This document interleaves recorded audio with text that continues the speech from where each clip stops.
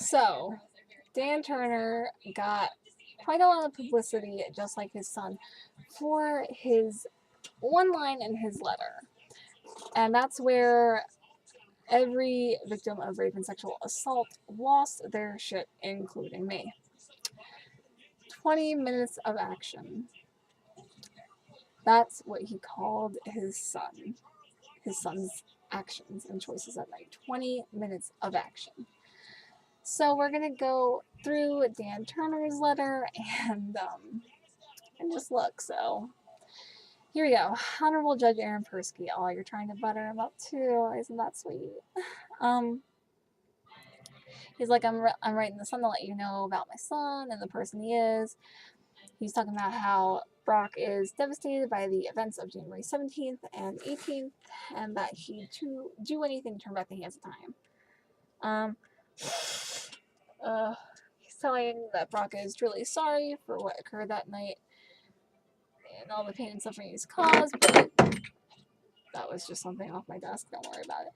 But from what I see, Brock is not sorry in any way, shape, or form. He's then going to share some memories about his son and the quality of his character. We don't care. This is not a time to reminisce. This is not a walk down memory lane. This is a criminal trial. So, it's basically stuff to humanize him again, just like Carlene Turner attempted to do.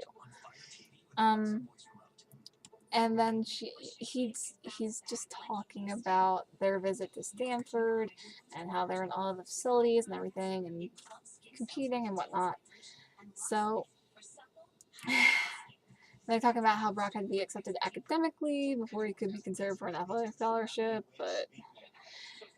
and Stanford, as far as I'm aware, has like a 4% acceptance rate, while Yale has like a 6.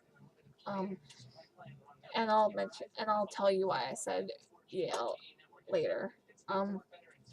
But that's they're accepting rapists and sexual assaulters. It makes you wonder who they're not accepting. But he was awarded a 60% swimming scholarship by the university. That's a little over half of the expenses. So you guys weren't footing the whole bill, like I said. So he's talking about how Brock was so humble about being admitted and everything. And then he's talking about how they went back to Stanford in September, prepared for the experience. Just shit to make him look like a human and a stand-up guy. So, here we go. The shit that rocked the nation. As it stands now, Brock's life has been deeply altered forever by the events of Jan, and I say Jan because he couldn't even bother to write out the whole month, Jan 17th and 18th. He will never be his happy-go-lucky self with that easygoing personality and welcoming smile. His every waking minute is consumed with worry, anxiety, fear, and depression. Oh, so like the victims. Oh, okay. Karma. What goes around comes around. Good. Maybe he'll find some empathy. Maybe, probably not. Maybe. You can see it in his face, the way he walks, his weakened voice, his lack of appetite. And here we go, ladies and gentlemen, and those who still have yet to decide. Brock always enjoys certain types of food and is a very good cook himself. I was always excited to buy him a big ribeye steak to grill or to get his favorite snack for him. I had to make sure to hide some of my favorite pretzels or chips because I knew they wouldn't be around long after Brock walked in from a long swim practice. Now he barely consumes any food and eats only to exist. Oh no, your son can't have chips, pretzels, or a ribeye steak. Whatever will we do? I can't have pretzels because I have celiac disease. At least that's a valid reason. That's such a shame your son can't have a ribeye steak. Maybe he'll go vegan. Disgusting. That's the worst that can happen. You can't have a ribeye. Oh no. He's talking about how his life will never be the one that he dreamed about or worked so hard to achieve. And here we go, ladies and gentlemen, and those who have yet to decide.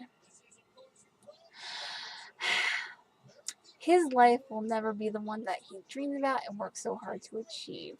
That is a steep price to pay for 20 minutes of action out of his 20 plus years of life.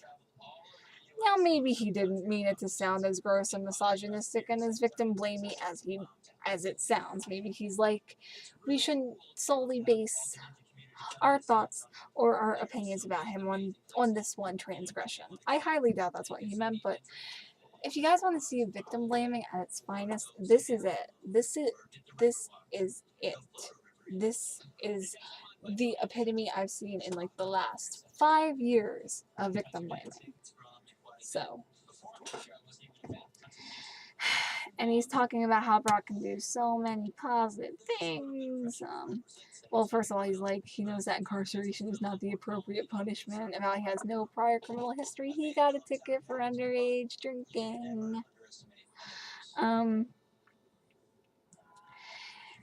And, you know, he's like, he's totally committed to educating other college-age students about the dangers of alcohol consumption and sexual promiscuity. No one forced that alcohol down his throat.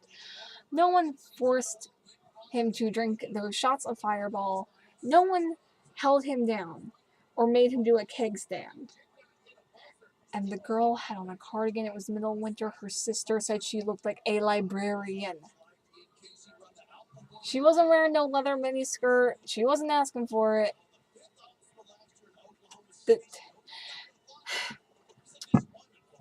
There was no sexual promiscuity involved. So, just this is not how we should treat our victims. This is not how we should try and influence judges or sentences.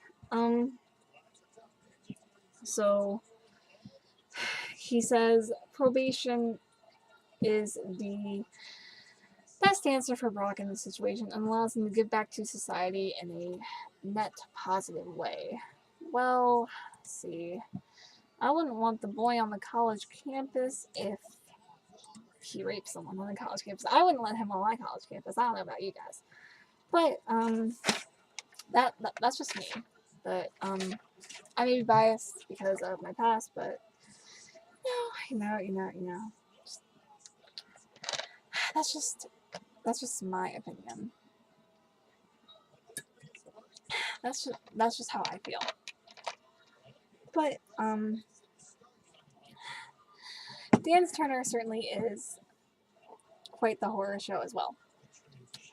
Because of these just horrible things he said that just show his real colors. But if there's anything that appalled you guys that you'd like to talk about or do a collab on or anything in any way, shape, or form, I'd love to hear them.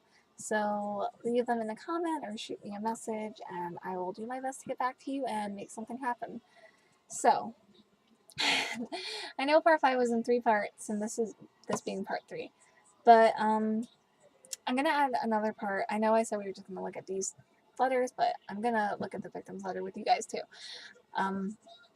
And why I mentioned Yale's acceptance rate was back in 2013, and these frat boys went around screaming, no means yes, yes means anal. Yale has a pretty low acceptance rate, so if you got frat boys standing outside a girl's dorm screaming this shit and making a sign about it, it makes you wonder who they're not accepting, just like Stanford. But that's just a little tidbit. So, like I said, if you guys have anything you'd like to talk about with this letter, I'd love to. And next, we're going to look at Emily Doe's letter. So, let's get to it.